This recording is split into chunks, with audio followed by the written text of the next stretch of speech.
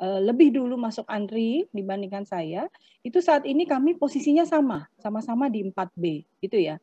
Demikian juga para koordinator yang di mana adalah dulunya eselon 3, itu saat ini berada di 4B. Jadi artinya di sini yang mau saya sampaikan, Bapak Ibu tetap harus semangat karena dengan menjadi fungsional, insya Allah golongannya bisa naik lebih cepat, begitu ya Bapak Ibu ya. Oke, untuk ini pendahuluan bahwa bagi kita yang bekerja dalam mengelola kearsipan, itu tanggung jawab moralnya itu ada dua. Selain menyimpan, merawat, dan melestarikan, yaitu kita juga harus bisa mengelola arsip tersebut. Jadi kalau misalnya hanya kita simpan saja, tanpa kita kelola dengan baik, itu sepertinya kurang bermanfaat ya. Karena kalau kita kelola, maka arsip itu baru bisa diakses oleh masyarakat, oleh publik. Tapi kalau tidak kita kelola, maka ya arsipnya hanya tersimpan saja gitu ya.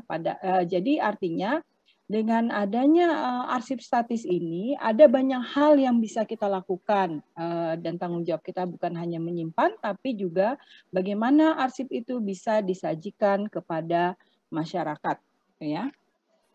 Dan pertanyaan berikutnya adalah mengapa arsip itu penting? Kita tahu arsip ini kegunaannya ada banyak begitu ya Bapak Ibu ya, sebagai memori kolektif gitu ya, memori organisasi, tulang punggung manajemen organisasi, kemudian bukti akuntabilitas, bukti sah di pengadilan, identitas organisasi, dan aset organisasi. Ini semua ada dalam bentuk arsip.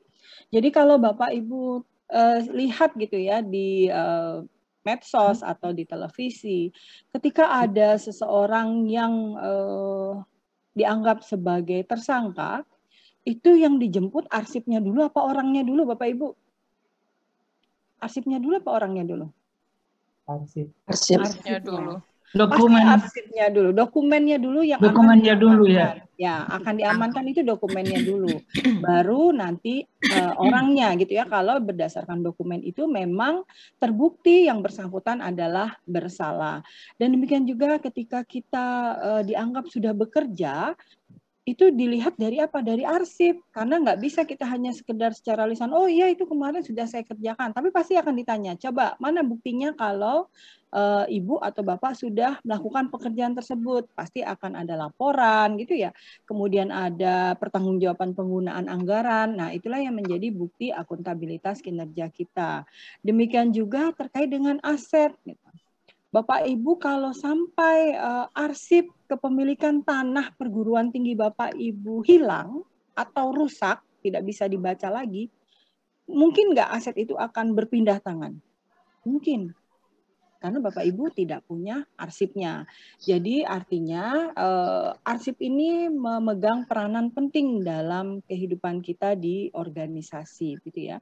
Bahkan dalam kehidupan pribadi Bapak Ibu juga yang berperan penting itu arsip gitu ya. Kalau Bapak Ibu nggak punya buku nikah, kira-kira gimana? Wah bisa bahaya ya, nanti kita bisa digerebek gitu ibaratnya. Kemudian ketika kita mau mendaftarkan anak ke sekolah, masuk sekolah itu kan harus ada arsip, yaitu dalam bentuk bukti surat kelahiran, akte kelahiran anak kita itu harus ada. Dan dengan demikian maka arsip ini perlu kita kelola dengan baik gitu ya, karena itu menjadi artinya perlindungan aset kita, perlindungan batas wilayah, pengaturan kerahasiaan informasi, layanan publik untuk perencanaan, untuk pengambilan keputusan, pertanggungjawaban dan perlindungan hak. Dan untuk dimensi kegunaan arsip sendiri adalah untuk masa yang akan datang, masa kini, dan masa lampau. Ini segala dimensi ini arsip ini berguna gitu ya.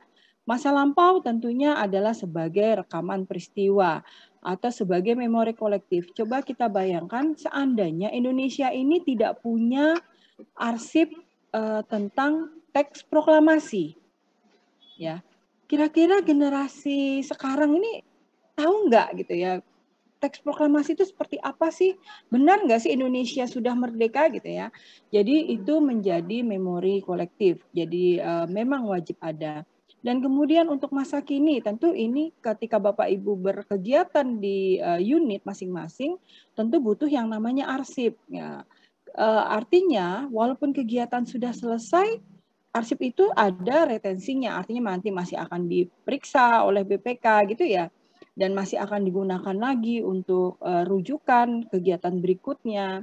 Kemudian untuk masa yang akan datang tentu akan sangat berguna atau memberikan informasi bagi generasi penerus. Contoh, saat ini kita tahu di Indonesia bahkan dunia sedang terkena wabah COVID gitu ya. Kita sedang dilanda wabah pandemi COVID-19 dan ini tentu sangat dibutuhkan arsipnya bagi generasi penerus, di mana mereka nanti bisa mengetahui apa sih yang dilakukan ketika ada pandemi sejenis. Ya, kita nggak tahu beberapa puluh tahun ke depan mungkin ada lagi. Berharap sih sudah berhenti di masa kita aja gitu ya. Tapi kalaupun sampai terjadi lagi, mereka akan memiliki rujukan apa sih treatment yang dilakukan oleh pemerintah. Obat yang diberikan itu apa? Bagaimana pasien ini bisa cepat recovery-nya? Dan tentu ini akan sangat bermanfaat bagi generasi penerus bangsa kita, yang artinya menjadi cucu cicit kita gitu ya. Nah itu yang harus kita sadari bersama terkait dengan dimensi kegunaan arsip. Dan ini ada kutipan kata-kata dari para pembesar ya, baik di negara kita maupun di negara lain, bahwa di sini dinyatakan oleh Pak Soeharto, apabila dokumen negara terserak pada berbagai tempat tanpa adanya suatu mekanisme yang wajar yang dapat menunjukkan adanya dokumen tersebut, bila berbagai dokumen negara hilang atau dimusnahkan semata-mata karena tidak disadari nilai dokumen tersebut oleh sementara pejabat, maka pemerintah tentu akan menanggung akibat dari hilangnya informasi yang dapat menyulitkan pemerintah dalam usahanya memberi pelayanan kepada rakyat. Itu pernyataan dari Bapak Soeharto. Dan ini dari Presiden Panama bahwa pemerintah tanpa arsip ibarat tentara tanpa senjata, dokter tanpa obat, petani tanpa benih, dan tukang tanpa alat. Artinya kalau tentara tidak punya senjata itu mau ngapain gitu ya, mau bertempurnya agak sulit gitu. Dan dalam hal ini arsip merupakan saksi bisu, tidak terpisahkan, handal dan abadi, yang memberikan kesaksian terhadap keberhasilan, kegagalan, pertumbuhan, dan kejayaan bangsa. Kemudian dinyatakan juga oleh tokoh kearsipan Kanada, dari semua aset negara yang ada, arsip adalah aset yang paling berharga. Ia merupakan warisan nasional dari generasi ke generasi yang perlu dipelihara dan dilestarikan. Tingkat keberadaban suatu bangsa dapat dilihat dari pemeliharaan dan pelestarian terhadap arsipnya. Jadi di sini disampaikan yang paling penting, aset yang paling berharga itu ya arsip gitu ya. Karena tanpa arsip ya bagaimana menyatakan eksistensi dari suatu bangsa, suatu negara gitu ya. Kalau kita tidak punya bukti bahwa kita sudah merdeka, mungkin kita akan dijajah lagi gitu ya, negara kita akan dijajah lagi. Tapi kalau dan tentu akan dipertanyakan Indonesia ini pembentukannya gimana gitu, asal-usulnya gimana kalau tidak ada arsipnya. Dan kemudian oleh Pak Murdiono dinyatakan bahwa tanpa arsip suatu bangsa akan mengalami sindrom amnesia kolektif dan akan terperangkap dalam kekinian yang penuh dengan ketidakpastian. Oleh karena itu, tidaklah akan terlalu keliru jika dikatakan bahwa kondisi kearsipan nasional suatu bangsa dapat dijadikan indikasi dari kekukuhan semangat kebangsaannya. Jadi ya itu menjadi kembali lagi, memori kolektif bangsa. Dan arsip statis itu apa sih gitu ya pertanyaannya. Kita lihat bahwa dalam Undang-Undang 43 tahun 2009 dinyatakan arsip statis adalah arsip yang dihasilkan oleh pencipta arsip karena memiliki nilai guna kesejarahan dan masuk kategori permanen di dalam JRA yang telah diverifikasi baik secara langsung maupun tidak langsung oleh Arsip Nasional Republik Indonesia atau lembaga kearsipan lainnya. Jadi tentu arsip statis ini adalah arsip yang memiliki nilai guna sejarah sehingga menjadi bagian penting dari arsip yang dihasilkan oleh sebuah organisasi.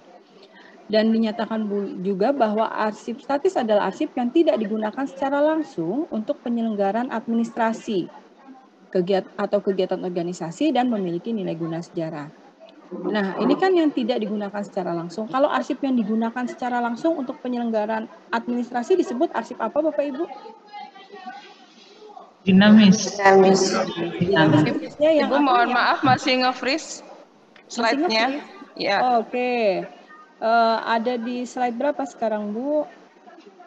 Saya mungkin izin tidak pakai show ya. Jadi seperti ini saja. Sekarang sudah berganti Bapak Ibu? Sudah, Bu. Oke. Ya, jadi benar kalau yang Bapak Ibu gunakan secara langsung dalam penyelenggaraan administrasi adalah kita sebut sebagai arsip dinamis, khususnya adalah arsip aktif ya. Itu yang masih Bapak Ibu sering gunakan dalam kegiatan sehari-hari. Nah, nanti tentunya Bapak Ibu kemarin sudah belajar bahwa arsip itu ada retensinya gitu ya, aktif, inaktif, dan nanti statis gitu ya.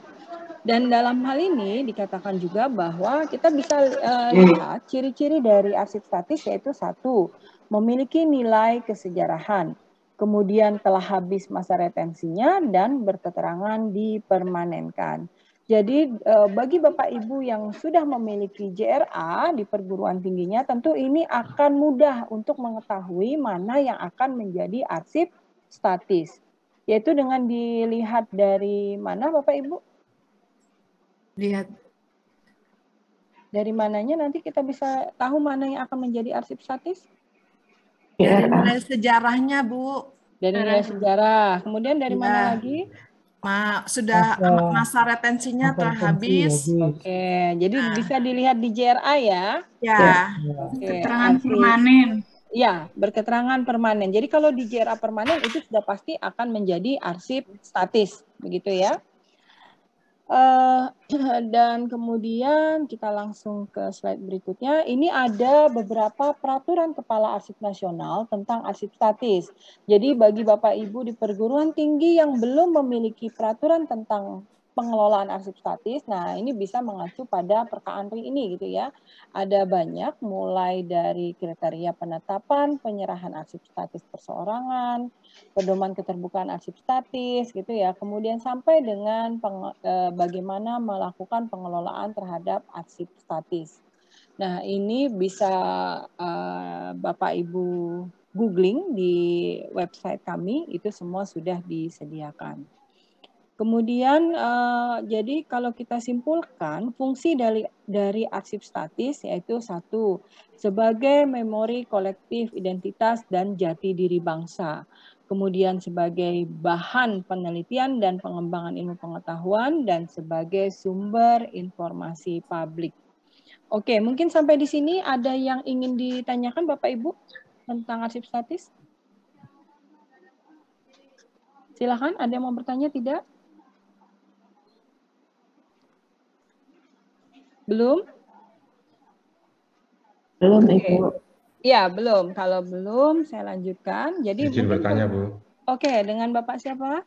Jaidi, Bu, dari Brawijaya, Bu. Oh, Pak Jaidi. Ini saya sering ke Brawijaya nih ya, Pak ya? Iya, Bu Santi. Ya, silakan Pak Jaidi. Baik, Bu. Sedikit, Bu, mungkin yang terkait dengan dokumen tadi. Sekarang kan sering terjadi adanya kasus sengketa ya Bu, yang didasarkan atas duplikasi dokumen Bu. Nah, terkait dengan arsip status tadi, yang namanya katakanlah kasus sengketa tanah Bu, hubungannya adalah arsip status masalah akte sertifikat tanah.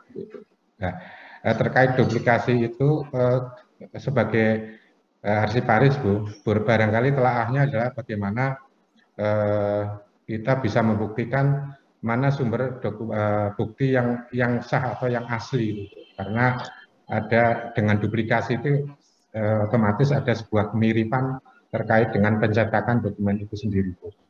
Kira-kira menurut Ibu, mohon saran dan arahannya kalau terkait katakanlah kasus tentang akte tadi untuk kepemilikan tanah, itu kira-kira kita menelusur sebagai yang merasa memiliki hak asli itu dengan dasar apa Bu untuk pembelaan katakanlah kalau sudah masuk ke persidangan, gitu. Karena pasti dengan kasus itu nanti akan terjadi sengketa yang berujung lama gitu Bu.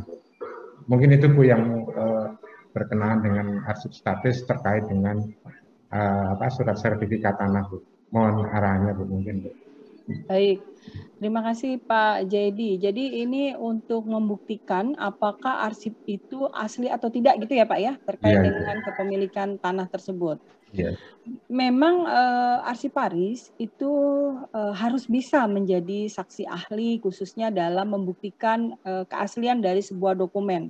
Dan itu yang sering juga dimintakan ke ANRI gitu ya dari pengadilan untuk membantu mengidentifikasi apakah naskah itu benar-benar asli atau tidak.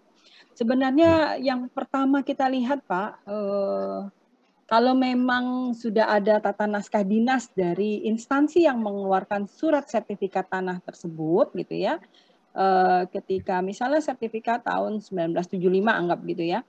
Nah kalau berarti kan yang ngeluarin sertifikat ini kan BPN ya Pak ya, atau KPR saat ini. Nah kita lihat nih BPN waktu tahun 75 ini pertama sudah punya tata naskah dinas belum? Kalau sudah akan lebih mudah, kita akan melihat pada aturan tata naskah dinasnya, ini sesuai enggak? Satu itu ya Pak ya, bisa dengan cara itu. Kalau belum punya, bagaimana? Kita lihat yang bertanda tangan di situ siapa? Yang mengesahkan sertifikat tersebut, kan tentu ada tanda tangan dari pihak yang berwenang di BPN gitu ya Pak ya. Nah itu benar nggak beliau pada saat itu menjadi pejabat yang berwenang untuk menandatangani sertifikat tersebut? Gitu ya Pak ya, itu bisa dilihat. Atau nanti juga bisa membandingkan dengan sertifikat sejenis di tahun 75 itu. Ya, sertifikat tanah di tahun 75 apa yang lainnya apakah bentuknya sama dengan sertifikat yang sedang kita coba identifikasi nih untuk keasliannya, gitu ya.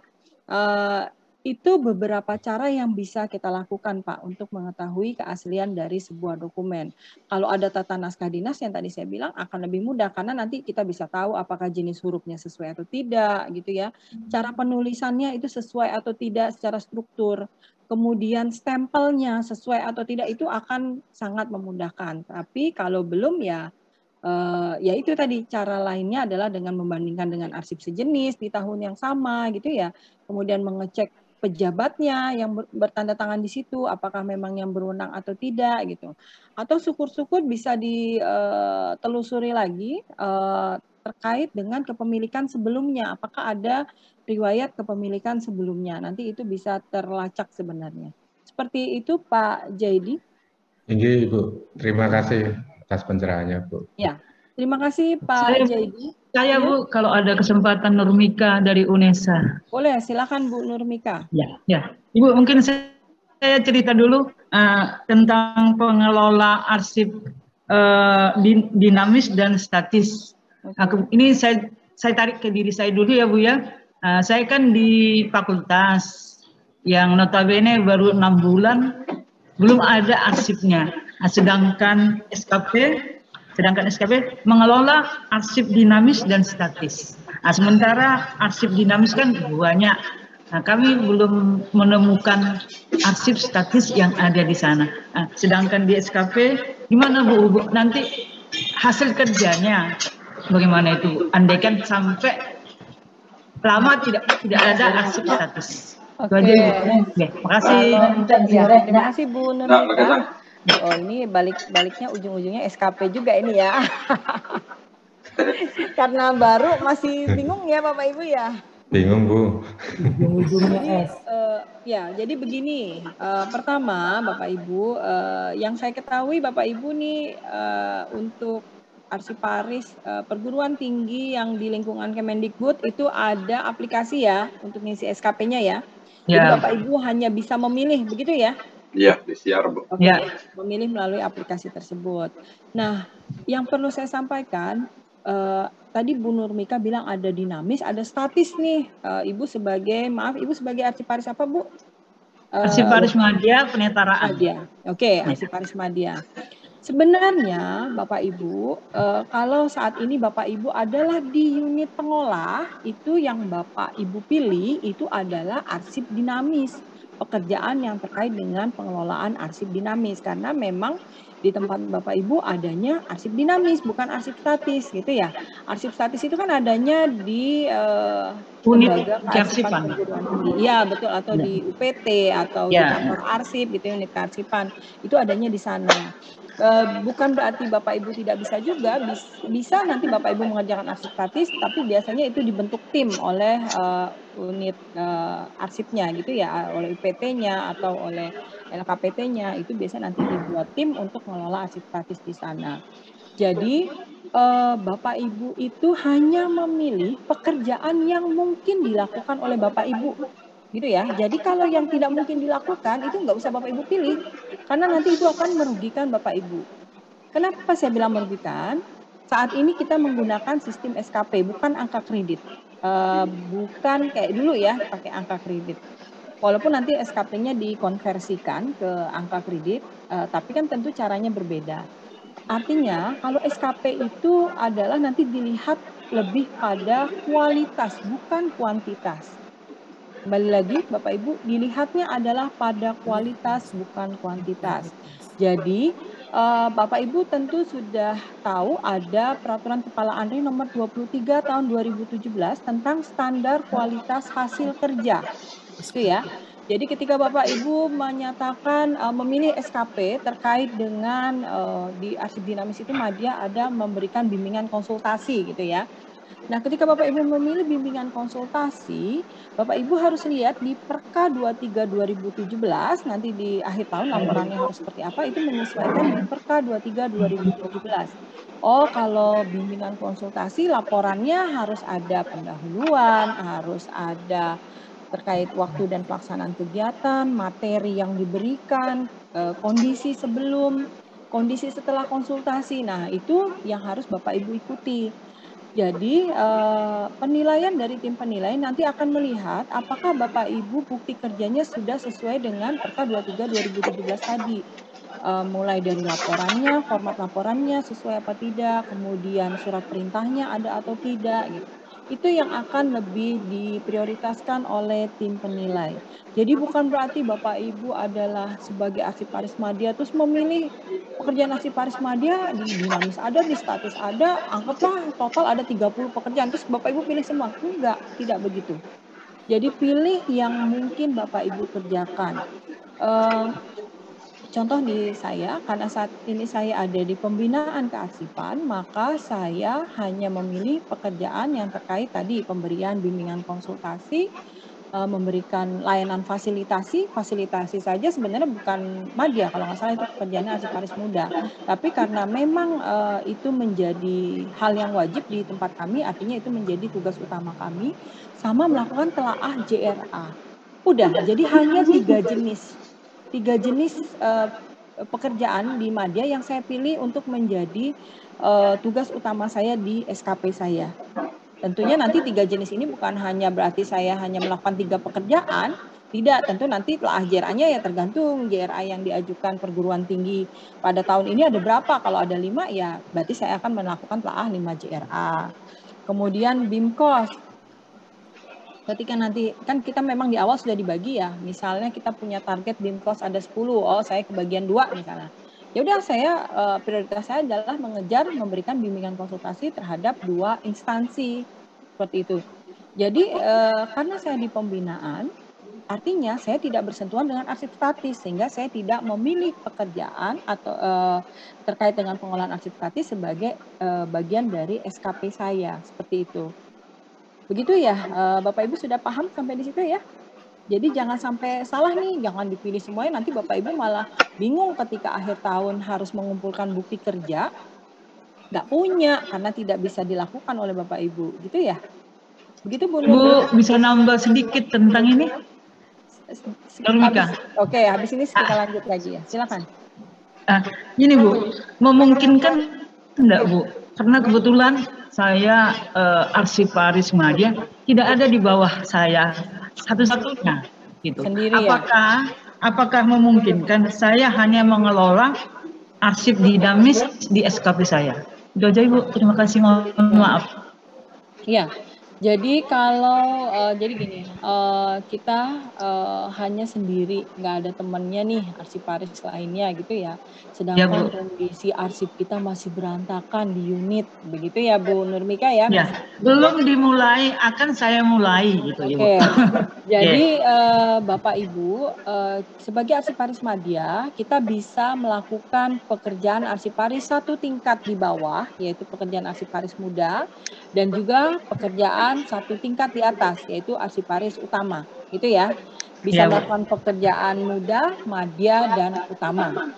Oke, nah artinya Bapak Ibu, kalau tadi kondisinya masih berantakan terus kita harus terjun ke lapangan ya nggak apa-apa, nanti akan dilampirkan sebagai bukti kerja adalah surat perintah dari pimpinan, selain surat perintah ada surat keterangan dari pimpinan bahwa Bu Nurmika misalnya ditugaskan untuk melakukan pendataan arsip yang ada di unitnya Bu Nurmika gitu ya. Ya, Bu. Karena tidak ada arsiparis lagi di bawahnya yang sebenarnya ini harusnya dilakukan oleh arsiparis pertama, misalnya seperti itu. Itu nggak apa-apa Bapak Ibu, karena kita juga nggak bisa dong saya madya itu bukan pekerjaan saya gitu ya. Terus kita nggak melakukan itu, jadi kita membiarkan arsip kita berantakan, tidak bisa juga seperti itu. Atau kalau misalnya Bu Nurmika misalnya di UNESA ada mahasiswa magang gitu ya, atau anak-anak SMK magang, SMA. Ya. Nah itu sebenarnya bisa kita ajari mereka, jadi kita sebagai supervisornya gitu Oh Bu gitu Bu. Nurmika ya. Jadi Ya. kita yang membuat standarnya harus seperti apa arsip ini dikelola gitu ya. Membuat daftar arsip, isi kolom-kolomnya apa saja. Kemarin kan Ibu sudah belajar tuh cara Ya, Bu. pengisinya bagaimana. Nah itu diajarkan ke mereka. Jadi nanti Ibu yang mengontrol gitu ya. Jadi Ya, saya bukan berarti wah kok kita dari struktural terus kita harus terjun teknis kayak gini gitu ya. Nah sebagai fungsional kita memang harus bisa dulu ya Bapak Ibu ya. Jadi saya mencontohkan diri saya. Sebelum saya berbicara di depan Bapak Ibu, saya sudah melalui itu semua gitu ya. Saya mulai dari arsiparis pertama gitu ya sebelum mencapai madya seperti saat ini. Jadi itu sudah saya lalui semua sehingga dengan saya melalui itu semua, saya bisa berbicara di depan Bapak Ibu. Demikian halnya juga dengan Bapak Ibu. Tentu Bapak Ibu juga pinginlah suatu saat Bapak Ibu bisa menjadi pemateri gitu ya. Dan untuk menjadi pemateri, Bapak Ibu tidak cukup hanya membaca teori. Tapi Bapak Ibu juga harus praktek sendiri, melakukan sendiri. Nanti Bapak Ibu akan bisa menemukan banyak hal. Oh, kalau seperti ini kekurangannya begini gitu ya. Terus ketika menemukan kondisi yang tidak ideal, apa yang harus dilakukan? Nah, itu Bapak Ibu akan learning by doing gitu ya. Tapi kalau kita tidak pernah mengerjakan itu, kalau kita merasa gengsi, ya sudah, kita hanya bisa berbicara teori. Ketika nanti ada yang bertanya, kita akan kesulitan seperti itu. Jadi begitu Bu Nurmika. Ya, terima kasih Bu. Ya, saran saya tetap nanti ada surat keterangan ya dari pimpinan Ibu bahwa Ibu memang ditugaskan untuk melakukan pekerjaan arsiparis pertama misalnya yaitu membuat daftar arsip. Begitu Bu Nurmika? Ya, terima kasih Bu. Ya, terima kasih. Saya lanjut Bapak Ibu. Jadi kemudian pertanyaannya siapa yang mengelola arsip statis ya?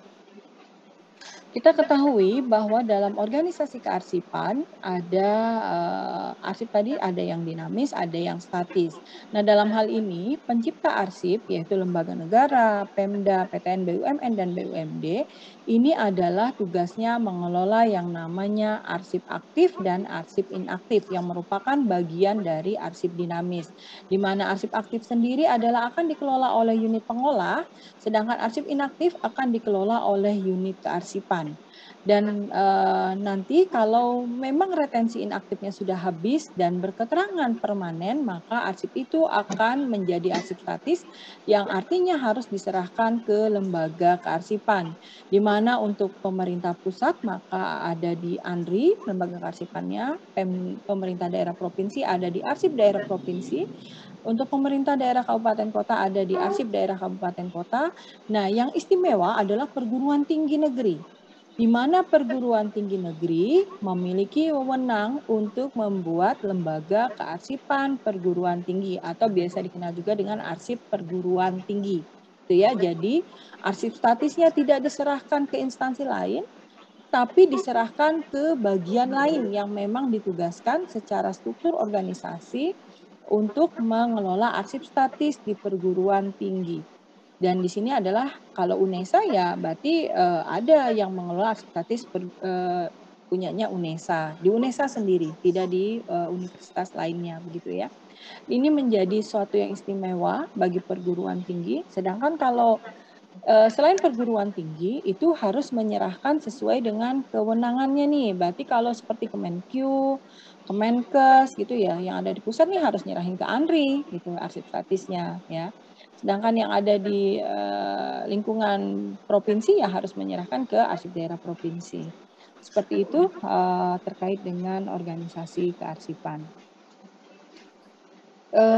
Kemudian kita lihat lagi bahwa tujuan dari pengelolaan arsip statis itu apa sih? Yaitu menjamin keselamatan arsip sebagai pertanggungjawaban nasional bagi kehidupan bermasyarakat, berbangsa, dan bernegara. Ya. Jadi kalau melihat ini nih tanggung jawab kita besar gitu ya, karena kita harus menjamin keselamatan arsip tersebut. Dan boleh saya kutip kata-kata dari salah seorang pejabat gitu ya, bahwa arsiparis ini adalah pahlawan. Kenapa disebut sebagai pahlawan? Ya, arsip atau memori kolektif bangsa ini terselamatkan karena adanya arsiparis. Kalau tidak ada arsiparis, siapa yang akan mengelolanya? Siapa yang akan merawatnya? Itu nggak ada. Sehingga dengan demikian sejarah bangsa itu bisa hilang kalau tidak ada arsiparis. Jadi dalam hal ini Bapak Ibu harus berbangga hati menjadi seorang arsiparis karena artinya Bapak Ibu menjadi penyelamat memori kolektif bangsa. Dengan catatan Bapak Ibu menjadi arsiparis yang benar gitu ya, yang melakukan tugasnya sebagai seorang arsiparis. Yaitu menyelamatkan arsip kita. Dan dalam hal ini, tadi ini sudah, saya lanjut. Ya. Jadi kalau kita lihat untuk arsip statis yang ada di lingkungan kementerian atau lembaga itu apa sih? Ya itu tentu yang memiliki nilai guna kesejarahan. Baik dalam berbagai bentuk dan media yang dihasilkan dari kegiatan di lingkungan kementerian tersebut. Yaitu contohnya adalah bukti keberadaan sebuah kementerian seperti SK pembentukannya gitu ya, kemudian struktur organisasi dan tata kerja, pelantikan dari menterinya tersebut gitu ya atau kepalanya, kemudian ada bukti kinerjanya yaitu seperti kebijakan yang bersifat mengatur, Renstra dan MOU. Dan kemudian untuk perguruan tinggi sendiri yaitu contohnya bukti keberadaan sebuah perguruan tinggi seperti struktur organisasi dan tata kerjanya, pengangkatan rektor, wakil rektor, pendirian sebuah prodi. Nah, ini akan menjadi arsip statis di perguruan tinggi. Kemudian ada juga MOU-nya gitu ya, kebijakan yang dikeluarkan oleh rektor. Nah, ini juga menjadi arsip statis. Jadi selain tadi kita tahu ada hasil-hasil penelitian gitu ya. Nah, ini juga kebijakan Renstra, MOU, pengangkatan dari seorang rektor, dan kemudian kalau rektor itu nanti personal file beliau pun akan menjadi arsip statis di perguruan tinggi masing-masing. Dan untuk pengelolaan arsip statis, apa sih? Yaitu proses pengendalian arsip statis secara efisien, efektif, dan sistematis, yaitu meliputi 1. Akuisisi, 2. Pengolahan, 3. Preservasi, 4. Akses dan layanan arsip statis dalam suatu sistem kearsipan nasional. Jadi dalam hari ini kita akan sampai siang ya, akan belajar mengenai bagaimana cara melakukan akuisisi, melakukan pengolahan, melakukan preservasi, dan akses memberikan layanan arsip statis. Gitu ya. Kita langsung. Proses pengelolaan arsip, ya tentunya kita tahu Bapak Ibu kemarin Bapak Ibu sudah mulai dari arsip dinamis, yaitu ada instrumen yang dibutuhkan, mulai dari tata naskah, klasifikasi, JRA, dan SKKAD gitu ya. Dan kita tahu bahwa arsip itu dengan instrumen ini maka ada penciptaan arsip, ada penggunaan dan pemeliharaan, dan ada yang namanya penyusutan. Nah, penyusutan ketika arsip ini memiliki nilai guna sejarah atau nilai guna sekunder, maka akan ada proses yang namanya akuisisi arsip statis gitu ya. Dan tentunya melalui penilaian terlebih dahulu yang nanti akan dilanjutkan dengan serah terima arsip statis. Setelah diserah terima kan diapakan? Diolah tentunya. Tadi yang saya bilang bukan hanya sekedar disimpan, tapi arsip statisnya juga harus kita olah, yaitu dengan menata informasinya, mengatur arsipnya, dan membuat finding aids atau temu balik arsip. Jadi bagaimana user itu bisa memanfaatkan arsip kita harus buat yang namanya finding aids. Kemudian selain diolah, ada kewajiban lagi bagi kita yang mengelola arsip statis, yaitu melakukan yang namanya preservasi. Preservasi artinya apa? Menyimpan, memelihara, dan mengamankan. Jadi bagaimana caranya arsip yang usianya sudah ratusan tahun tetap bisa dibaca? Nah, itulah menjadi salah satu tugas preservasi. Sebagai salah satu contohnya di ANRI saat kami punya arsip yang dari tahun 1602. Ya, bisa Bapak Ibu bayangkan itu sudah berapa ratus tahun gitu ya. Nah, yang dari 1602 atau arsip itu terlahir di zaman VOC, ada di Nusantara gitu ya. Nah, itu apa namanya? Kita harus bisa menjamin bahwa arsip itu tetap bisa dibaca sampai saat ini gitu ya. Sampai kapanpun selama ANRI ada itu harus tetap bisa dibaca oleh masyarakat. Nah, tentu bukan bim salah bim ya Bapak Ibu ya. Kita tahu Bapak Ibu mungkin kalau simpan dokumen di rumah aja, kalau penyimpanannya tidak tepat 2, 3, 4, 5 tahun mungkin sudah rusak. Nah, ini sudah ratusan tahun bagaimana caranya? Nah, ini perlu namanya preservasi. Kemudian selain itu ada juga yang harus dilakukan, yaitu terkait bagaimana kita bisa memberikan akses dan layanan kepada masyarakat atau kepada calon pengguna arsip kita. Nah, ini yang hal-hal yang harus dilakukan dan ini alurnya gitu ya dari dinamis ke statis. Jadi apa yang menjadi tanggung jawab kita sebagai seorang arsiparis? Nah, mungkin Bapak Ibu bertanya juga, kami kan saat ini ada di unit pengolah gitu ya, yang artinya kami tidak bersentuhan dengan arsip statis. Tapi Bapak Ibu harus mengetahui informasi tentang pengolahan arsip statis karena sebagai arsiparis, Bapak Ibu itu harus siap ditempatkan dimanapun, samalah seperti janji PNS kita ya Bapak Ibu ya, siap ditempatkan, ditugaskan dimanapun. Arsiparis bisa jadi Bapak Ibu tidak selamanya di unit pengolah, bisa jadi nanti dipindah ke unit kearsipan atau ke lembaga kearsipan perguruan tinggi gitu ya, bisa juga Bapak Ibu tempatkan di sana.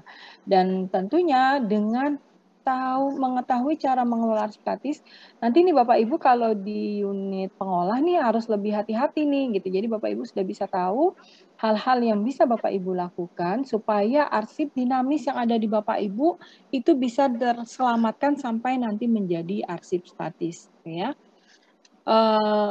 Kita langsung ke slide berikutnya gitu ya. Ini ada kembali ada beberapa peraturan yang bisa dilihat yang sudah dibuat oleh ANRI terkait dengan pedoman akuisisi, penelusuran arsip statis, kemudian penyusunan sarana bantu penemuan kembali, bagaimana melakukan preservasi, dan bagaimana memberikan akses dan layanan arsip statis. Ada yang mau ditanyakan Bapak Ibu? Terkait tadi yang sudah saya sampaikan? Sudah cukup jelas atau belum? Ada Bu. Silakan Pak Rustam. Ya, jadi ini mohon maaf izin memperkenalkan diri. Nama Rustam dari Universitas Lampung. Oke. Jadi di sini kebetulan seperti teman-teman yang lain Bu, kami dapat tugas dipaksa dan terpaksa ini. Tapi mudah-mudahan hasilnya baik. Mungkin teman-teman setuju dengan peribahasa itu. Jadi kalau di kami ini kebetulan, tapi kalau di kami ini Bu, di Unila ini kan kami di fakultas Bu, dan memang ada di universitas itu UPT kearsipan. Jadi kalau bicara tentang mekanisme yang Ibu jelaskan tadi, ujung-ujungnya UPT kearsipan itu bagian akhir dari arsip statis gitu Bu. Jadi semua yang terkumpul menurut JRA tadi dia berlaku sejarah, jadi dapat dilangsungkan ke UPT kearsipan. Sementara kalau di fakultas, kalau saya nggak salah dengar Bu, sepertinya untuk pencarian arsip statis pun ada Bu. Kami kan baru, jadi kemungkinan pimpinan di fakultas itu menginginkan arsip statis gitu. Kalau di dalam SKP kita mencantumkan arsip statis dinamis, sepertinya memungkinkan juga Bu menurut pendapat saya. Jadi di fakultas karena kita baru semua, sepertinya antara statis, dinamis, itu kayaknya kita dapat tugas semua gitu Bu. Apa demikian, itu mohon pencerahan dari Ibu. Terima kasih Bu. Baik. Terima kasih Pak Rustam. Artinya ini masih bercampur ya Pak ya arsipnya ya di fakultas Bu. ya. Iya. Oke, bukan hanya dinamis tapi juga statis. Ya. Ya kembali lagi. Kalau memang demikian kondisinya, bisa Bapak Ibu memilih SKP terkait dengan arsip statis gitu ya, terkait kegiatan madya dalam mengelola arsip statis. Nah, di sana apa aja yang madya tuh tugasnya? Setahu saya biasanya seperti menjadi ketua tim untuk pembuatan inventaris gitu ya Pak ya. Nah, itu mungkin agak sulit nih kalau kita adanya di unit pengolah. Mungkin yang bisa dilakukan adalah Bapak Ibu nanti bisa memisahkan mana yang arsip statis, mana yang bukan. Artinya nanti yang arsip statis Bapak Ibu bisa lakukan penilaian. Nah, itu kalau nggak salah bisa juga di tugasnya madya, yaitu melakukan penilaian arsip yang memiliki nilai guna sejarah. Artinya ketika nanti Bapak Ibu melakukan penilaian, bisa memisahkan mana yang arsip statis yang masih ada di tempat Pak Rustam nih misalnya. Nah, itu bisa menjadi pekerjaannya Bapak sebagai madya, dan itu tentu akan mendapatkan nilai untuk SKP-nya nanti gitu ya Pak ya. Artinya nanti setelah Bapak membuat daftarnya gitu ya, mana arsip yang seharusnya sudah menjadi statis. Nah, Bapak bisa nanti ke UPT kearsipan ya untuk bisa segera dilakukan yang namanya akuisisi begitu ya Pak ya, sehingga apa yang Bapak buat ini menjadi bermanfaat untuk Unila. Begitu Pak Rustam, setuju sekali. Jadi kembali lagi dilihat kalau tadi berarti kan memang memungkinkan gitu ya Pak ya. Kalau di tempat Bapak Ibu tidak ada arsip statis ya jangan memilih yang pekerjaan pengolahan arsip statis, nanti jadi susah gitu. Begitu ya Pak Rustam. Tapi kalau memang ada silahkan dipilih. Baik, terima kasih Pak Rustam. Tadi ada Ibu Nurul. Iya. Iya, terima silakan. kasih. Terima kasih Bu Santi, apa kabar? Alhamdulillah, sehat Bu. Perkenalkan, saya Nurul dari Universitas Brawijaya. Terkait arsip statis Bu untuk pekerjaan arsiparis madya, kebetulan saya arsiparis madya dan posisi memang di fakultas waktu itu. Apabila kita melakukan pengelolaan arsip statis karena kita mendapat surat tugas dari pimpinan untuk membantu pengelolaan di unit kearsipan 1, itu untuk penilaiannya itu dari tempat kerja yang kita awal atau dari tempat yang UK1-nya Bu. Penilaian apa maksudnya Bu? Untuk permintaan dokumen, misalkan untuk kalau surat pernyataan kalau saya telah melaksanakan tugas itu, kemudian dokumen-dokumen pendukung untuk bukti dukung pelaporan di dalam pengajian PAK itu Ibu.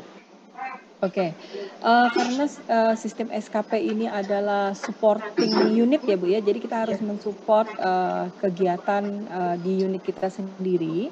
Kalau memang itu adalah bisa dikeluarkan oleh pimpinan di unit unit kerja Ibu itu lebih baik lagi, artinya yang menugaskan langsung adalah atasan di tempat Ibu langsung gitu ya Bu ya. Tapi kalaupun ternyata ini semacam perbantuan gitu ya Bu ya, dikeluarkannya oleh unit lain yang meminta bantuan kita, ya itu nggak apa-apa juga sih. Cuma setahu saya kalau sistem SKP ini karena ini bukan ada di unit kita, itu sistemnya jadi menjadi tugas tambahan gitu Bu. Kalau yang menjadi tugas utama itu adalah yang prioritas kegiatan di unit kita sendiri, begitu Bu Nurul?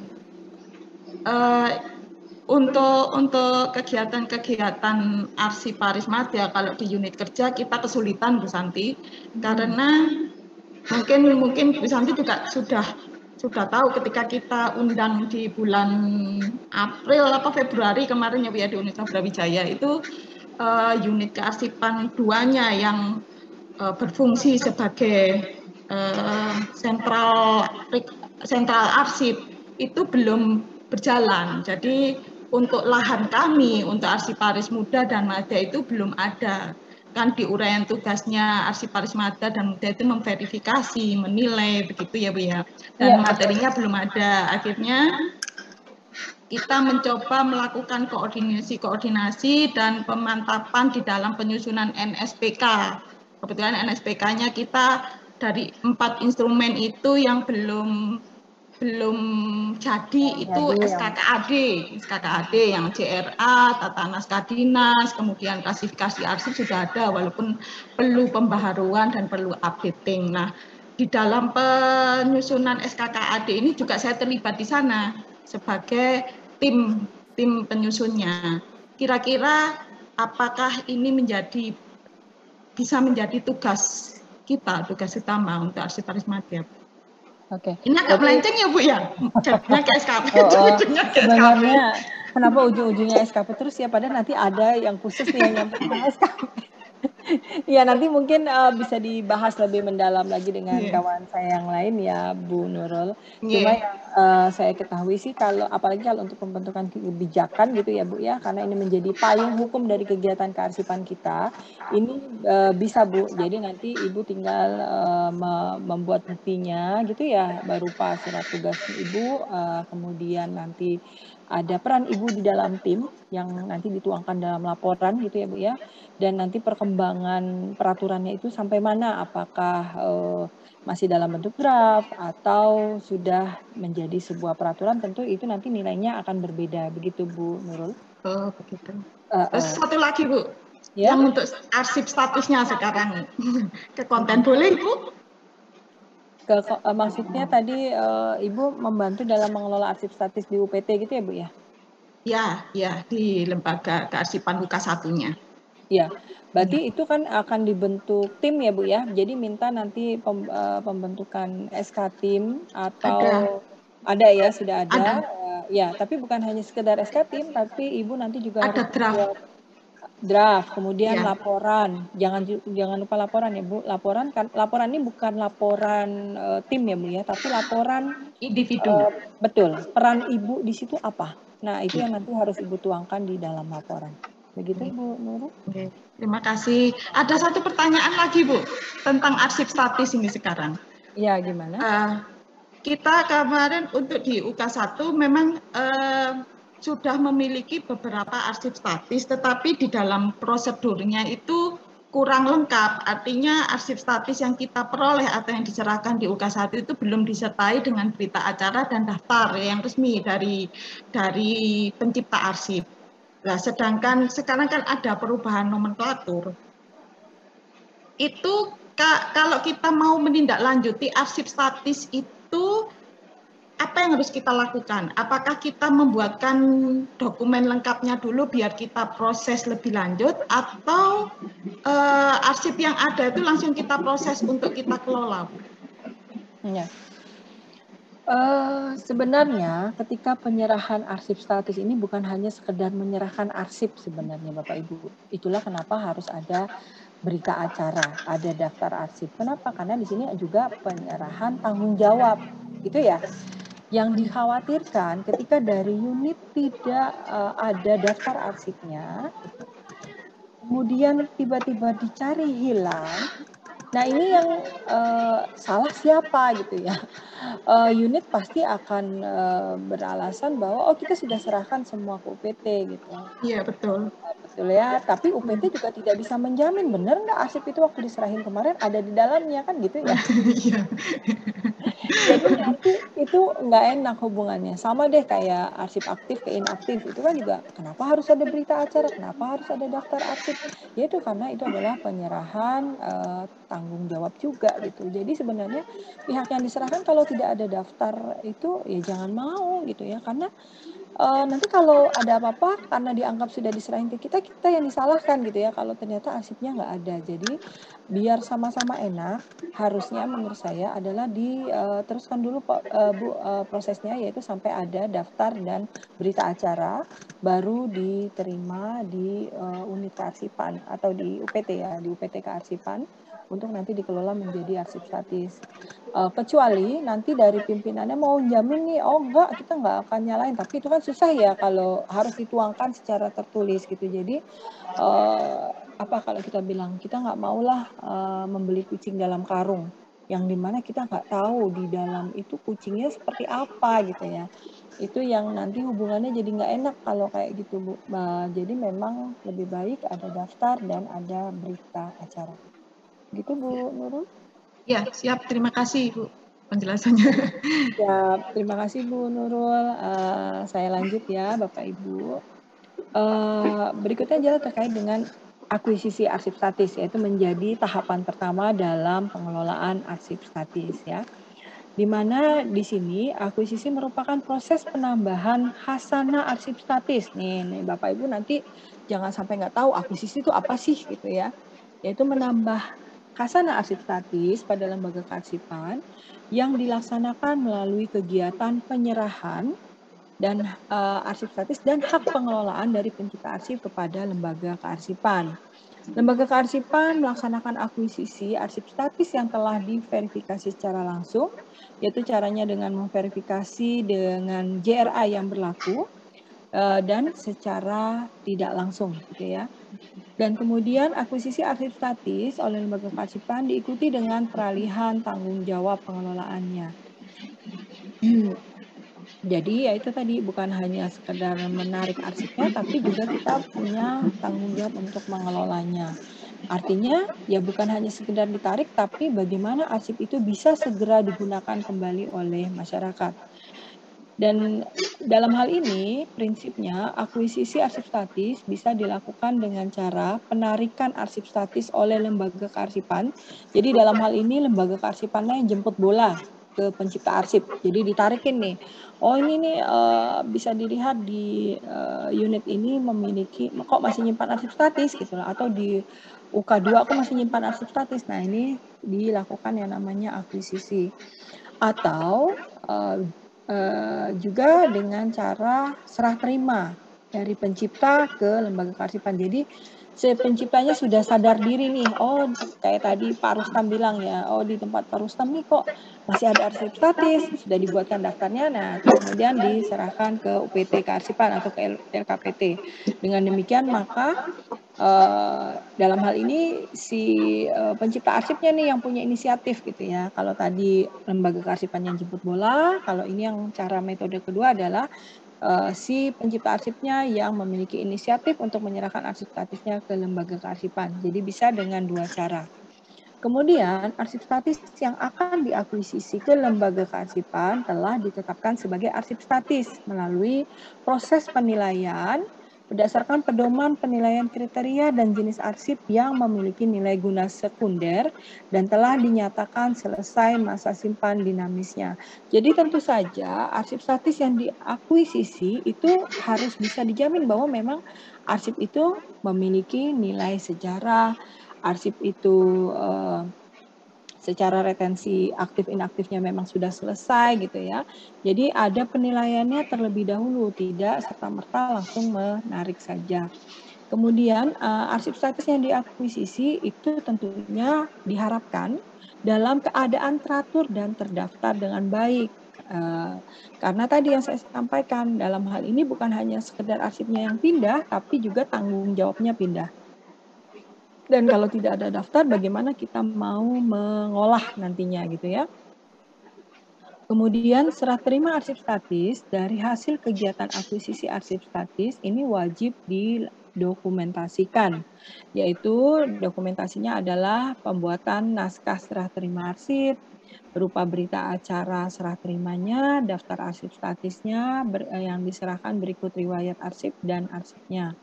Dan akuisisi arsip statis oleh lembaga kearsipan diikuti dengan peralihan tanggung jawab pengelolaannya. Jadi misalnya nih, Andri narik mengakuisisi arsipnya Kementerian Keuangan. Maka dengan demikian, Andri bertanggung jawab untuk mengelola arsip statis tersebut. Bagaimana supaya arsip itu bisa segera digunakan lagi oleh masyarakat. Jadi atau di perguruan tinggi nih, UPT Kearsipan narik nih arsip statis dari salah satu fakultas, misalnya dari Fakultas Ekonomi. Nah, tanggung jawabnya bukan hanya berhenti di situ, tapi bagaimana arsip Fakultas Ekonomi ini segera diolah, kemudian nanti bisa disajikan oleh masyarakat atau oleh calon pengguna, gitu ya. Jadi kita tidak boleh egois. Ketika kita sudah berani melakukan akuisisi dalam hal ini jemput bola, maka kita harus segera membuat program supaya arsip itu bisa segera diakses oleh masyarakat. Itu ya Bapak Ibu ya. Jadi kalau kami pun ketika kami mengakuisisi dalam hal ini kami yang jemput bola pasti akan ditanyakan nih Andri janji berapa lama nih nanti akan bisa digunakan kembali oleh kami gitu ya. Setahun kah atau hitungan bulan kah gitu ya. Karena tentu walaupun itu arsip statis bisa jadi si penciptanya nanti masih akan butuh gitu ya. Jadi kita harus bisa memberikan inilah ya memberikan kapan memberikan kepastian kapan arsip ini bisa mereka akses kembali seperti itu. Dan dalam hal ini strategi dari akuisisi yaitu setiap arsip statis yang akan diakuisisi merupakan tanggung jawab lembaga kearsipan dan pencipta arsip. Informasi arsip statis yang diakuisisi merupakan hasil tahapan kegiatan akuisisi arsip statis mulai dari pendataan, penataan, penilaian, dan penyerahan. Jadi akuisisi ini dimulai dengan pendataan terlebih dahulu. Jadi kita data dulu untuk mengetahui tadi ada nggak arsip statis di unit tersebut ya, kalau kita berbicara perguruan tinggi. Di fakultas, di salah satu fakultas ada nggak nih? Di fakultas ilmu sosial ilmu politik misalnya, kita data ada nggak arsip statis di situ? Siapa tahu masih ada arsip statis yang tertinggal.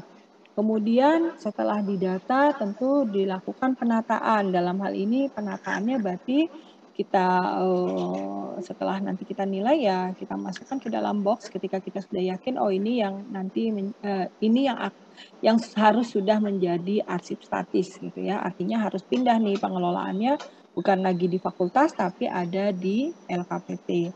Kemudian baru dilakukan yang namanya penyerahan arsip statis. Jadi penyerahannya ya nggak bisa tanpa ditata gitu ya, harus ditata terlebih dahulu di box arsip tentunya.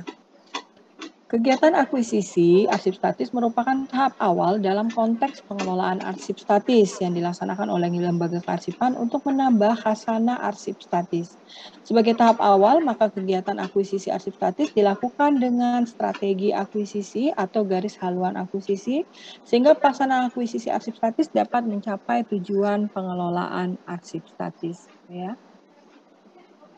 Dan tujuan strateginya yaitu mengarahkan keseluruhan kegiatan sesuai dengan sasaran akuisisi arsip statis, kemudian mencegah terjadinya perolehan arsip yang tidak layak disimpan secara permanen.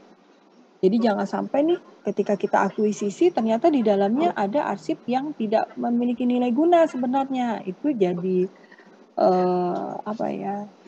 jadi pemborosan sebenarnya karena kita ketahui untuk menyimpan atau mengelola arsip statis ini memerlukan biaya yang tinggi. Bapak Ibu tentu sudah tahu ya, yang mulai AC-nya harus 24 jam gitu ya. Kemudian nanti selain dirawat, dia juga harus diolah supaya bisa digunakan kembali. Nah ini semua membutuhkan biaya yang tinggi. Jadi harus kita pastikan bahwa arsip yang kita akuisisi adalah memang yang memiliki nilai guna sejarah atau arsip statis. Kemudian mengatur proses serah terima antara pihak lembaga kearsipan dengan pencipta dan mengontrol keseluruhan penyelenggaraan kegiatan akuisisi. Nah, kalau kita lihat pendataan itu seperti apa sih? Yaitu melakukan monitoring dalam kegiatan akuisisi dengan cara penelusuran arsip yang memiliki potensi arsip statis di lingkungan pencipta arsip dan pemilik arsip. Nah, kalau untuk ini berarti Bapak Ibu melihat potensinya ini dilihat dari mana? Ayo. Dilihat dari mana untuk mengetahui potensi arsip statis? Ada yang tahu? Halo, halo. Sudah belajar kemarin? Dari JRA, Bu. Betul, Bu Nurul. Dari JRA. Mudah ya, tadi kita udah bahas juga loh.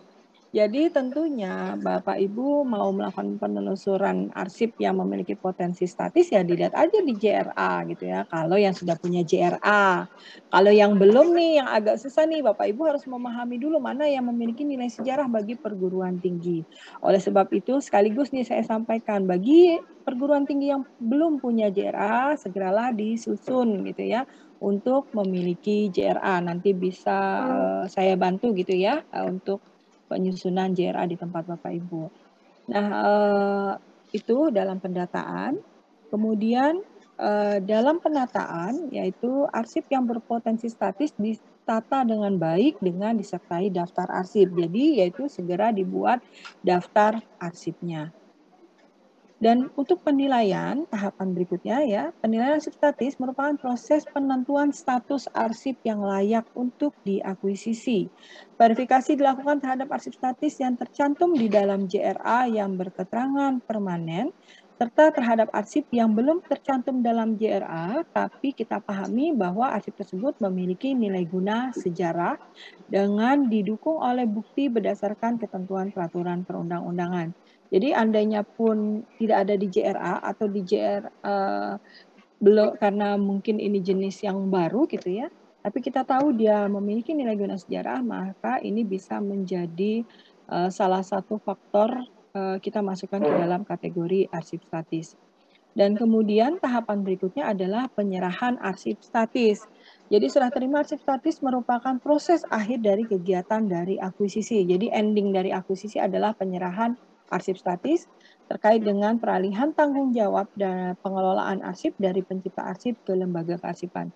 Jadi kalau sudah diserahkan ke lembaga kearsipan, maka lembaga kearsipanlah yang bertanggung jawab terhadap keselamatannya, terhadap pengelolaannya, terhadap preservasinya gitu ya, dan bagaimana nanti arsip ini bisa digunakan kembali oleh masyarakat. Dan ini kalau melihat proses kerjanya gitu ya, tadi kita sudah tahu ada pemeriksaan, penilaian, kemudian ada akhirnya penataan, kemudian ada yang namanya akuisisi akhirnya. Kalau ternyata setelah diverifikasi, oh enggak nih, tidak memiliki nilai sejarah, maka itu akan dikembalikan ke pencipta arsip. Oke, mungkin untuk proses akuisisi arsip statis sampai di sini ada yang mau ditanyakan Bapak Ibu? Ya, saya mau. Silakan, siapa? Susan, ya kita. Pak siapa maaf Pak, tidak terlihat di layar saya. Pak Arpentius, Bu Susan. Oh Pak Arpentius, silakan Pak Arpentius. Terima kasih ya Bu Susan. Kalau di Unan sebetulnya Bu, pengelolaan arsip statis ini udah lama Bu, udah lama. Mungkin saya lihat dari 2009 sudah ada tenaga yang nongkrong di arsip statis itu saya lihat.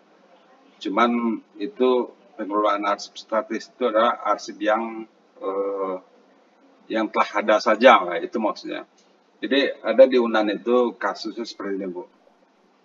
Saya tahu betul itu bahwasanya yang banyak sejarah itu sejarah tanah itu. Jadi dulu waktu saya 2009 masih di perlengkapan itu gabung sama BPN. Jadi masalah surat-surat tanah ini banyak yang jadi permasalahan Bu. Masalahnya ini. Pertama surat-surat berkas transaksi dari pihak terdahulu itu tidak ada tersimpan di barang milik negara, contoh seperti itu, atau di arsip itu. Jadi kayaknya banyak rumah-rumah yang diserahkan ke para pejabat yang dulunya itu, baik yang rumah dinas yang baik rumah dinas yang telah diambil oleh diserahkan oleh ke pemiliknya, ataupun rumah dinas yang masih bisa dipakai seperti itu. Jadi dan ada juga tanah kami itu yang di lokasi jauh dari Unan itu, dulunya para nenek mama kalau di Minang itu menyerahkan ke Unan itu hanya pakai surat persetujuan dari nenek mama tersebut. Dan ada juga satu lagi yang Unan itu bekerjasama dengan pihak dinas perkebunan itu menyerahkan tanahnya untuk dipakai untuk pelaksanaan penelitian perkebunan, sedangkan tanahnya itu milik Unan. Jadi dengan berbagai hal tersebut, semua itu tertuju kepada tidak adanya arsip. Dalam arti kata, arsipnya waktu dahulu itu ada, Bu, mungkin dipegang sama pihak-pihak yang berkompeten, tapi dia tidak menyerahkan ke pihak arsip. Itu pada umumnya seperti itu, Bu. Jadi sekarang ini itu kan Pelitani Payakumbuh itu dulunya kan Unan itu Pelitani itu, Bu. Terakhir dia cuma dapat tanah kalau salah 40 atau 60 hektar. Tapi masih banyak lagi tanah kita itu yang belum bisa kita manfaatkan. Ada sekitar 60 atau 70 hektar lagi. Jadi sekarang ini ada yang masih kosong, ada yang diambil oleh masyarakat. Dan juga yang di Padang itu dengan dinas perkebunan masih luas saya lihat. Itu arsipnya nggak ada, Bu. Cuman pihak yang dulunya berkoordinasi dengan dinas perkebunan itu kebetulan masih ada orangnya, tapi susah kita ngambilnya karena arsipnya tidak ada dan sulit berkomunikasi. Jadi di sini dalam hal ini mungkin perlukah kira-kira Unan membentuk tim peneliti tentang arsip statis ini, Bu. Itu yang pertama. Dan yang kedua, bisakah Unan mungkin mengajak narasumber dari Andri, contoh Bu Susan, untuk memberi pencerahan di seluruh di Unan, Bu. Itu aja, Bu. Terima kasih, Bu. Ya, terima kasih Pak Arpentius gitu ya. Jadi untuk kasus yang tadi Bapak sampaikan, itu sebenarnya kita bisa saja Pak membentuk tim pencarian arsip ya Pak ya. Jadi bisa bekerja sama, mungkin bukan hanya dari Unan, tapi juga bisa mengikut sertakan teman-teman di ATR di sana gitu ya Pak ya, atau BPN di sana gitu ya, karena ini adalah terkait tanah. Kemudian pihak-pihak terkait lainnya, saya nggak tahu, kalau nggak salah waktu itu pernah ada juga yang melibatkan dari pengadilan atau kejaksaan gitu ya Pak ya, untuk dalam hal kasus tanah ini. Jadi bisa jadi bikin tim gabungan untuk mencari dokumen tersebut. Dan penelusuran ini sebenarnya bukan hanya bisa dilakukan di daerah Unan atau di Padang ya Pak ya. Bisa juga nanti Bapak misalnya penelusurannya ke kantor gubernur, ke kantor arsip, ke gubernur, ke kantor gubernur, di kantor arsip provinsi atau misalnya ke kabupaten atau bisa ke Andri juga gitu ya Pak ya, karena memang kalau dulu sebelum otonomi daerah ini kan masih terpusat semua di Andri nih Pak, khawatir juga memang ada juga di Andri begitu ya Pak ya, seperti kemarin dari Medan tuh ada Pak yang carinya tuh sampai ke kami gitu ya, karena memang petunjuk-petunjuk kok kayak ada di Andri gitu. Jadi dengan membentuk tim gabungan itu sendiri, insya Allah bisa membantu untuk mempercepat penemuan kembali arsip yang kita cari tersebut, dan itu bisa menjadi masuk dalam daftar arsip yang kita cari atau daftar pencarian arsip ya Pak ya, karena memang itu dibutuhkan begitu. Nah, kemudian itu untuk yang pertama. Kalau untuk yang kedua, silakan Bapak kalau memang mau mengundang kami ke Unan gitu ya. Kalau nggak salah kan kemarin juga belum lama Unan ada nih kerjasama sama Andri ya. Waktu itu ada Pak Harben ya di sini. Kalau nggak salah Pak Harben yang bicara. Kemudian dari kami ada Pak Hilman ya. Ya, Pak Hilman. Boleh. Jadi kami bikin acara dengan Pak Harben. Jadi Pak Hilman kami undang, Bu. Iya. Ya, silakan saja Bapak, nanti silakan bersurat. Dan saat ini kebetulan JRA-nya UNAN nih yang sedang saya pegang nih, sedang kami proses untuk permintaan persetujuan dari Kepala Andri. Insya Allah bisa segera turun karena kemarin proses terakhir dari kami sudah masuk ke meja deputi, sudah final seperti itu, Ya, Pak Arpen. mudah-mudahan, Bu. Ya, amin. Ya, terima kasih ya, Bu. Ya. Ya, terima kasih Pak Arpentius. Nah, ini ada Bu Lisna, silakan Bu Lisna. Ya, terima kasih Bu Susan. Ini Bu yang saya mau tanyakan itu mengenai data maksud mahasiswa Bu. Nah, nilai-nilai mahasiswa ini misalnya bidang akademik menyerahkan berkas ke unit kearsipan, setelah ini diolah ternyata nilai-nilai maksud mahasiswa, nilai transit mahasiswa itu kita masukkan ke daftar statis Bu. Nah, ini kadang-kadang di jurusan juga Bu dia punya transit nilai yang sama gitu loh Bu. Untuk kita meng-cross check-nya tuh seperti apa ya Bu? Dan yang kedua tuh Bu, misalnya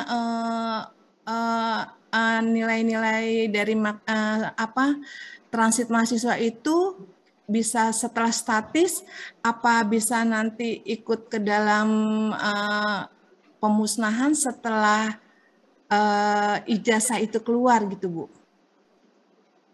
Oke. Iya, itu aja Bu Santi. Ya, terima kasih Bu Lisna. Jadi Bapak Ibu, memang kita ini kadang punya arsip ini double-double gitu ya. Nah, ini memang perlu di cross check. Berarti nanti sebenarnya gini, yang asli harusnya adalah di unit yang punya fungsi untuk mengelola arsip tersebut, yang menciptakan arsip tersebut. Itu unit yang punya fungsi itu arsip aslinya, gitu ya. Jadi kalau ada unit lain yang punya, itu biasanya kopi salinannya atau tembusannya, gitu ya Bu Lisna ya. Iya Bu. Jadi nanti di cross check, kalau memang yang aslinya ada, maka yang salinan tembusan ini sebenarnya tidak perlu. Kita hanya perlu yang asli. Tapi kalau yang aslinya tidak ada, gitu ya, memang harus dilakukan cross check. Artinya kalau aslinya ini tidak ada, maka yang salinan atau tembusan tadi bisa naik nih statusnya jadi menggantikan yang asli. Asli. Itu ya Bu ya. Iya Bu. Oke, itu yang harus dilakukan. Kemudian yang kedua tadi apakah bisa dilakukan pemusnahan setelah keluar ijazah? Iya.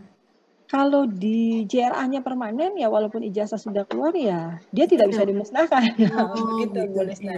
Jadi tetap dia kuncinya di JRA ya Bu ya. Betul, kuncinya di JRA. Jadi bukan berarti oh ini endingnya udah keluar ya itu ijazah, berarti transkripnya ini kita musnahin. Nggak bisa begitu. Kalau di JRA-nya permanen ya berarti dia permanen. Begitu Bu Lisna? Iya, makasih banyak Bu Santi. Ya, sama-sama. Pak Widodo ya, Pak Rudi Widodo, silakan. Ya Bu, terima kasih Bu Santi. Perkenalkan saya Rudi Rahayu Widodo dari Universitas Negeri Malang Bu. Mana nampak orangnya Bu? Ya, kami sedikit bercerita sedikit Bu ya mengenai kondisi kearsipan yang ada di Universitas Negeri Malang. Sebenarnya SK Rektor terkait UPT kearsipan Universitas Negeri Malang itu sudah ada sekitar tahun 2011 atau 2012 gitu Bu.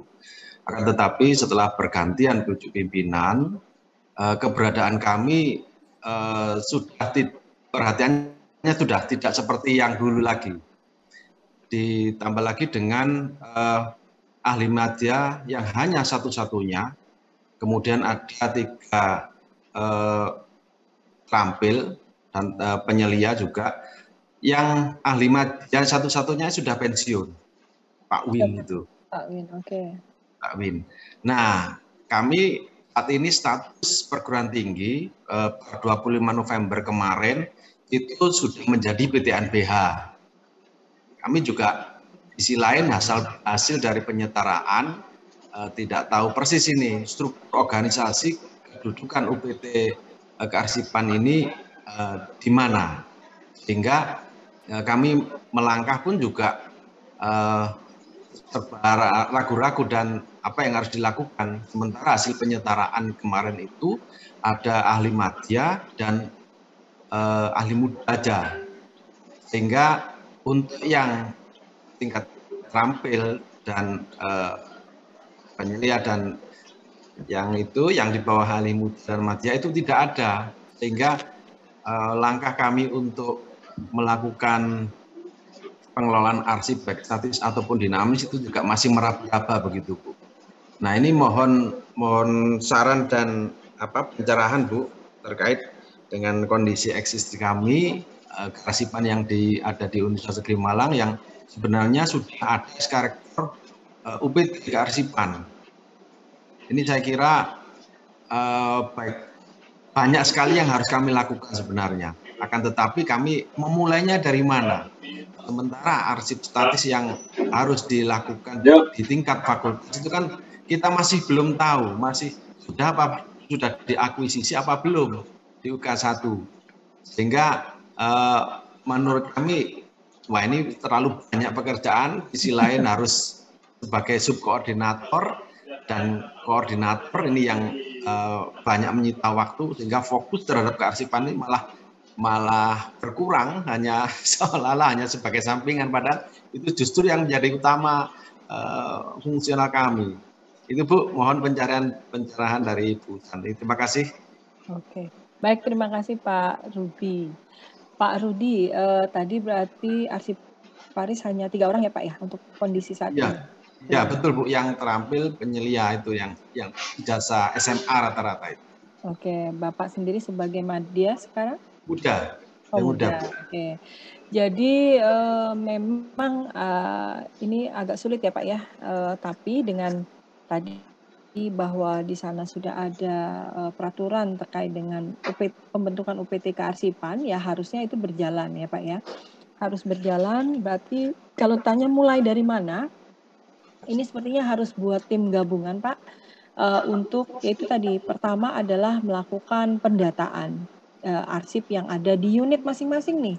Artinya Bapak sebagai arsiparis muda yang juga sebagai koordinator ya Pak ya. Koordinator. Ini berarti sekarang tunggu, sebelum itu kepala UPT-nya siapa Pak? Ada Pak? Kepala UPT-nya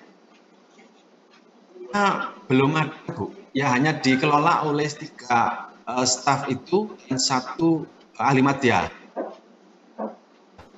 Dan sekarang sudah pensiun untuk yang ahli madya, dan 2-3 tahun ke depan yang 3 orang ini juga akan pensiun, sehingga kami sangat kurang sekali untuk tenaga yang terampil itu, Bu.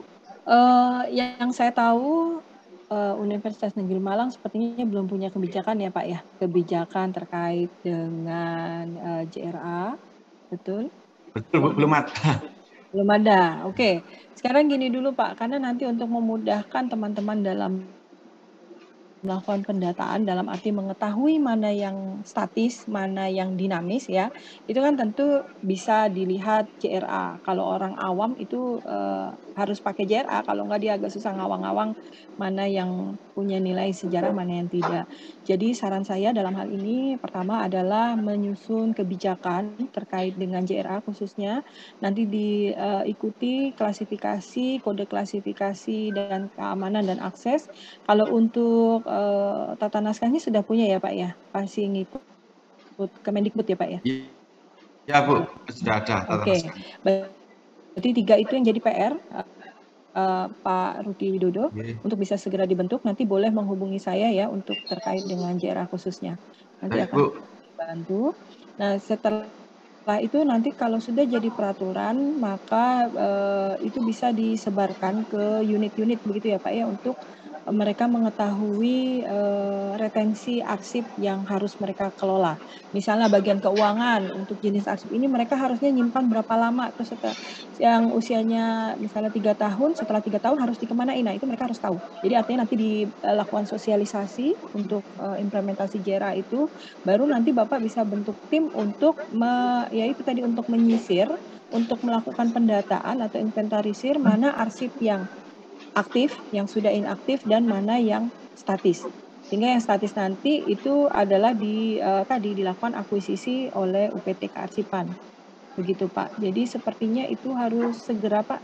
Karena sayang sudah ada pembentukan UPT-nya kok tapi belum menjalankan fungsinya gitu ya, arsip statisnya Ya. masih tersebar. Itu tentu amat disayangkan, padahal yang lain membuat UPT itu susah loh gitu ya. Ini udah ada UPT malah nggak terisi kan, ibaratnya seperti itu. Ya, karena ada hasil penyetaraan ini Bu, kami jadi mencari induk kami di mana tempat pengembangan dari jabatan fungsional arsiparis kami, sehingga mau tidak mau yang tadinya kita tidak melihat sama sekali arsiparis itu, dan konsen dari pimpinan saya kira juga berkurang, karena posisi saya waktu itu juga dengan pengelolaan arsip, sehingga keluhan-keluhan pasti ke kami hanya mendengarkan saja tanpa memberikan kebijakan atau aturan apapun, karena tidak berkaitan langsung dengan arsip. Tetapi dengan kondisi yang seperti saat ini, mau tidak mau ya harus ya. Ibu, ya terima kasih Bu Santi. Ya baik, jadi nanti untuk perguruan tinggi sebenarnya untuk JRA-nya agak mudah ya, karena kan perguruan tinggi yang satu dengan yang lain jenis arsipnya itu pasti hampir sama, gitu ya Bapak Ibu. Kecuali mungkin ada yang punya, yang jarang-jarang ini kan ada yang punya rumah sakit, ada yang tidak, ada yang punya kebun binatang, ada yang tidak, ada yang punya museum, ada yang tidak. Paling pembedaannya di situ. Tapi untuk jenis arsip di bidang-bidang lainnya itu sama, gitu ya. Nah sehingga nanti saya bisa memberikan format JRA dari perguruan tinggi, nanti tinggal dibahas Pak Rudi dengan teman-teman di sana, mana jenis arsip yang memang ada di Universitas Negeri Malang dan mana yang tidak gitu ya, atau mana yang belum ada di situ. Itu nanti tinggal ditambahkan sehingga akan mempercepat proses pembuatan JRA itu sendiri seperti itu. Dan tentunya nanti jenis arsip yang ada di JRA itu yang nanti harus diberikan kode klasifikasinya. Demikian juga dengan klasifikasi keamanan. Jadi sekali kerja bisa dapat 3 langsung begitu ya Pak ya. Jadi mudah-mudahan bisa segera memberikan itu. Amin, makasih Bu. Oke, Pak Rustam? Iya, maaf ada tambahan Bu ya. Saya pernah menemukan mungkin jabatan kami sebagai fungsional arsiparis ini baru Bu. Tapi saya pernah dapat itu JRA-nya ada. Nah yang saya pertanyakan ini seandainya JRA yang dibuat itu sebelum kami fungsi Bu, jadi mungkin dibentuk 2011 misalkan Bu. Nah masa berlaku JRA itu ada nggak Bu?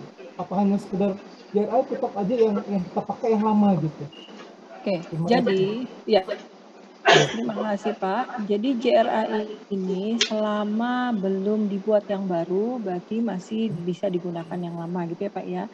Nah memang ada perkembangan-perkembangan yang juga harus diikuti, misalnya dulu kita mengenal retensi arsip keuangan itu sampai 30 tahun, tapi saat ini sudah berubah menjadi 10 tahun, jadi nggak ada lagi yang 30 tahun. Nah artinya ketika ada perubahan itu maka JRA-nya pun harus diperbarui begitu ya Pak ya, harus direvisi. Tapi ketika tidak ada perubahan seperti itu, kemudian tidak ada penambahan fungsi yang artinya akan berefek kepada penambahan jenis arsip yang tercipta di instansi kita, itu tidak perlu dilakukan JRA. Tapi kalau tiba-tiba nih, misalnya Unila tahu-tahu punya yang namanya rumah sakit, terus buat museum yang selama ini itu nggak ada gitu ya. Nah dengan demikian maka itu berarti JRA-nya harus direvisi. Tapi kalau tidak ada perubahan ya tetap bisa menggunakan yang lama, artinya tidak perlu dilakukan revisi. Begitu Pak Rustam. Dan kembali lagi JRA itu tidak berlaku surut ya Bapak Ibu ya, mungkin kemarin sudah disampaikan, artinya ketika Bapak Ibu memiliki JRA di tahun 2011 tadi Pak Rustam bilang.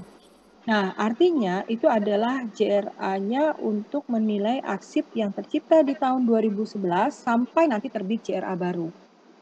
Kalau arsip yang sebelum 2011 gimana? Kalau sebelum 2011 artinya waktu itu Unilanya belum punya JRA sama sekali misalnya ya, maka yang perlu dilakukan adalah melakukan pendataan terhadap semua arsip yang dianggap sudah bisa musnah atau permanen, nanti dikirimkan ke kami yang akan membantu melakukan penilaian dan akan memberikan rekomendasi mana yang harus permanen, mana yang harus musnah. Seperti itu Pak Rustam. Terima kasih Bu. Oke, ya. Terima kasih. Saya lanjut lagi Bapak Ibu. Ini di depan Bapak Ibu sudah ada gambar daftar arsip statis ya, kurang lebih nanti seperti ini. Ketika akan dilakukan akuisisi harus ada daftar arsip statisnya. Kemudian ada berita acara serah terimanya, bentuknya seperti ini gitu ya. Jadi akan ditandatangani oleh kedua belah pihak, yaitu pihak pertama adalah pimpinan lembaga pencipta arsip dan pihak kedua adalah kepala lembaga kearsipan yang melakukan akuisisi arsip statis.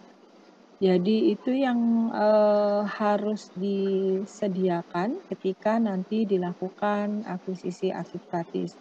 Dan ini ada tambahannya bahwa selain wajib dituangkan dalam berita acara serah terima dan daftar arsip statis yang kemudian ditandatangani oleh pimpinan dari masing-masing, yaitu dari pencipta arsip dan dari pimpinan lembaga kearsipan. Jadi bukan arsiparis, kembali lagi Bapak Ibu yang bertandatangan di sini ya. Kemudian berita acara serah terimanya ini ada unsur-unsur yang harus dimuat dan juga demikian dengan daftar arsipnya. Untuk arsip akuisisi arsip